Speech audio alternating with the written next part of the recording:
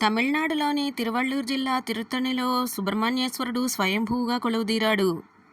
గ్రహదోషాలను తొలగించే స్వామిగా పేరొందిన సుబ్రహ్మణ్యేశ్వరుడి భార్యల్లో ఒకరైన వల్లి ఈ ప్రాంతంలోనే ఒక భక్తుడికి శిశువుగా పొదల మధ్య దొరికిందట. వల్లి చిన్నప్పటి నుంచి సుబ్రహ్మణ్యేశ్వరుని వివాహమాడాలనుకునేది. కొన్నాళ్లకు కార్తికేయుడు వేటగాడి రూపంలో వచ్చి వల్లిని ఏనుగు బారి నుంచి కాపాడి ఆ తరువాత వివాహ ప్రతిపాదన తెచ్చాడట.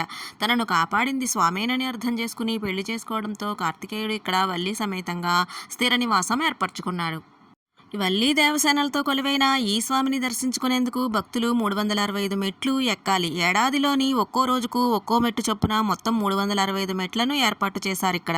స్వామిని దర్శించుకునే భక్తులకు చందనాన్ని ప్రసాదంగా ఇస్తారు. ఈ చందనాన్ని తీసేందుకు ఉపయోగించే రాయిని ఇంద్రుడే ఇచ్చాడంటారు. ఆ రాయి పైన తీసిన చందనానికి స్వామికి అలంకరించేసరికి ఔషధ గుణాలు వస్తాయని నమ్ముతారు. అందుకే ఆ చందనాన్ని నీటితో కలిపి